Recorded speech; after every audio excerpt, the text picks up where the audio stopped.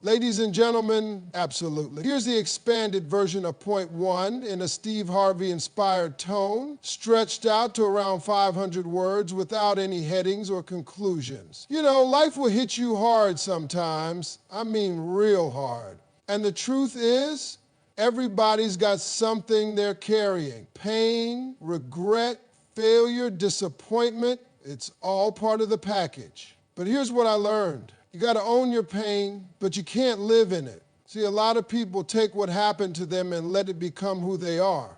That ain't how this thing's supposed to work. That pain was a moment. That mistake was a lesson. That loss, it hurt, yeah, but it taught you something. You ain't supposed to stay there. You're supposed to carry that wisdom forward, not the weight of the hurt.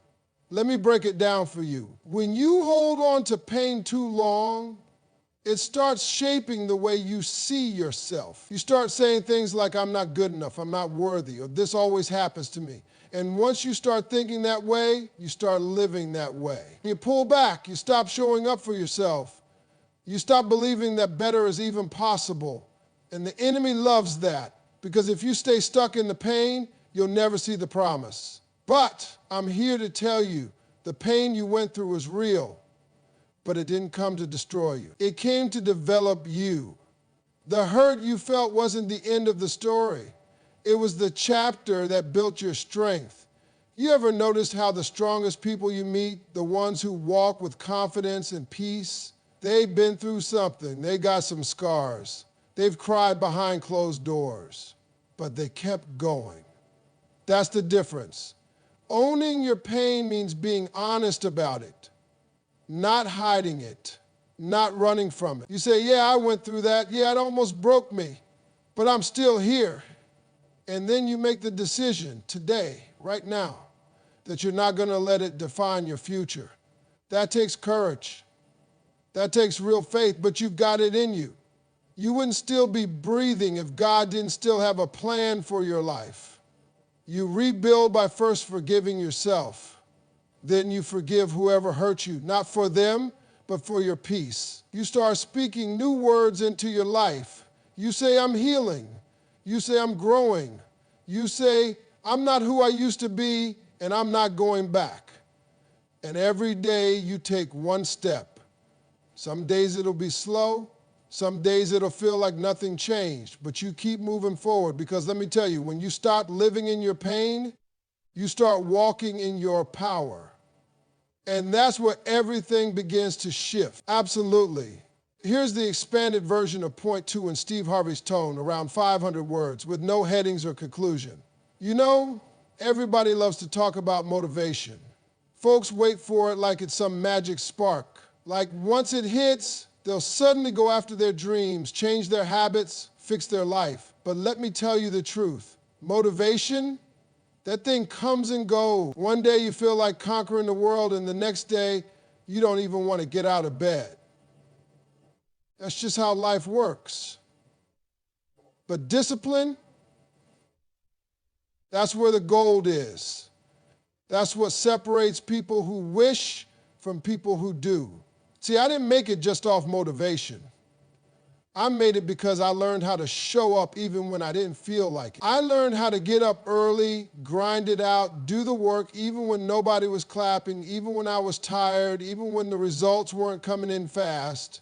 Discipline don't care about how you feel. It's about what you're committed to. That's the part people skip. Everybody wants success, but they don't want structure.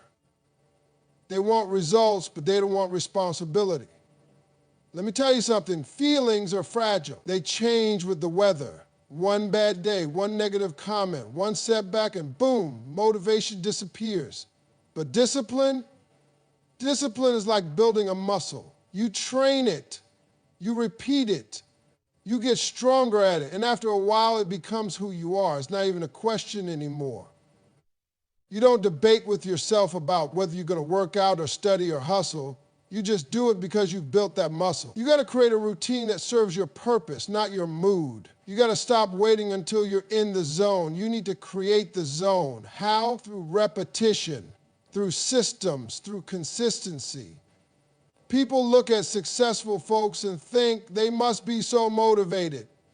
Nah, they're just disciplined. They've trained themselves to do what needs to be done whether they feel like it or not. That's grown man stuff. That's grown woman thinking. Now look, I'm not saying motivation is bad. Motivation can light the fire, sure, but it's discipline that keeps it burning. When you wake up and don't feel like it, discipline says do it anyway. When you're tired, discipline says you said you wanted this. When nobody's watching, discipline says do it like the world's paying attention. That's the kind of mindset that rebuilds lives, that creates legacy, that changes the whole game. So if you really want to rebuild yourself in 2025, stop waiting for motivation to knock on your door. Stop scrolling hoping to feel inspired. Start setting a standard for your life and stick to it every single day. Because once you lock in and get disciplined, nothing can stop you. Not your past, not your pain, not your fear, nothing. Absolutely. Here's the expanded version of point 3. In Steve Harvey's motivational style, around 500 words, no headings or conclusion, every single day when you wake up, you're speaking something over your life, whether you realize it or not. The problem is, most people are speaking defeat. They get out of bed and the first thing they say is, I'm tired, I can't do this. Today's going to be rough. And you know what happens? Their day becomes exactly what they spoke. Because let me tell you something. Your words carry power, more power than you know. You can literally speak life or death into your own future with the things you tell yourself. I learned that the hard way. See, I used to doubt myself too. I'd say maybe I'm not good enough, or what if I fail again? But that kind of thinking kept me in the same place, kept me small, kept me broke. And I realized if I keep feeding myself that kind of talk, I'm never going to get where I'm trying to go. So I had to flip the script. I had to start speaking life over myself, even when I didn't feel it, even when my situation looked like a mess. When you wake up in the morning, I want you to say, I am built for this. Even if life feels heavy, say, I am getting stronger. Even if yesterday broke you down, say, I am walking into purpose, even if you don't know how yet. Because when you speak it, you start to believe it. And when you believe it, your actions start lining up with it. Your mind is listening to everything you say about yourself. Stop tearing yourself down with your own voice. You wouldn't let a stranger talk to you the way you sometimes talk to yourself. So why allow that inner voice to keep bullying you? You got to train your mouth to agree with your purpose. Speak like someone who's going somewhere. Speak like someone who believes in their future. Start saying things like, I'm not finished yet. My best days are ahead of me. God didn't bring me this far to leave me. Those words create momentum. They create strength. They create a shift in your mindset that no motivational video can give you. I'm telling you right now, stop waiting for someone else to encourage you. Be your own encourager. Be your own hype man. Get in that mirror and say, we gonna make it today. Even if things don't look like it, even if your bank account says otherwise, even if people around you don't believe in you. Because you believing in you is what makes all the difference. You can have talent, you can have dreams, but if your words are working against you, you're going to keep spinning your wheels. So wake up and speak life. Throughout your day, speak life. Before you sleep, speak life. Say what you want to see, not just what you're going through. Keep speaking it until it becomes your reality, because your words, they build your world. Let me tell you something. Who you surround yourself with matters more than you think. Your environment, your circle, the people you spend your time with, they influence who you become. A lot of people wonder why they're stuck in the same spot, why their life isn't changing, why they can't seem to break through to the next level. It's not always about your skills or your circumstances. It's about who you're sharing your energy with. I'm going to say it again. It's about who you're surrounding yourself with. Now, I'm not saying you need to cut people out for the sake of cutting them out. What I'm saying is you have to evaluate your environment. Is it one that's pushing you forward, or is it one that's keeping you stagnant? You see, growth only happens when you're around people who challenge you, who support your vision, who hold you accountable. If you're around folks who are negative, who always talk about problems without solutions, who keep saying you can't do that, or that's too hard, then guess what? You're going to start believing that too. You'll start thinking your dreams are too big, your goals are too out of reach, your purpose is too far away. But when you surround yourself with people who are focused, who are positive, who are out here doing, not just talking about it, you get pulled up, you get inspired, you start thinking, if they can do it, I can do it too. When you are around people who are committed to growth, it rubs off on you. It forces you to rise. It forces you to show up better than you did yesterday. And here's the thing. Your circle doesn't have to be huge. It doesn't have to be filled with a bunch of people. You need a few solid, positive, driven people around you. People who believe in you when you're doubting yourself. People who won't let you settle for less than your best.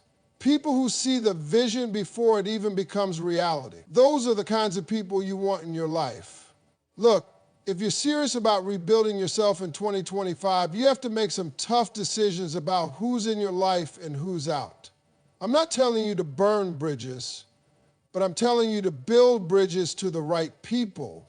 If you have to distance yourself from those who constantly bring negativity, who drain your energy, or who don't believe in your potential, then so be it. I promise you, letting go of dead weight opens up space for new, powerful connections. And don't just focus on who's in your circle. Focus on what's feeding your mind, your heart, your soul. The books you read, the podcasts you listen to, the content you consume, all of it shapes you. If you're watching negativity, hearing constant complaints, or being bombarded by defeatist attitudes, you can't grow. You need positive influences. You need inspiration. And you need material that challenges your thinking and expands your horizons. Change your environment, physically, mentally, and emotionally, and you'll begin to see changes in your life. Remember, growth happens when you step out of your comfort zone and into an environment that's pushing you to be better, to do better, to think bigger.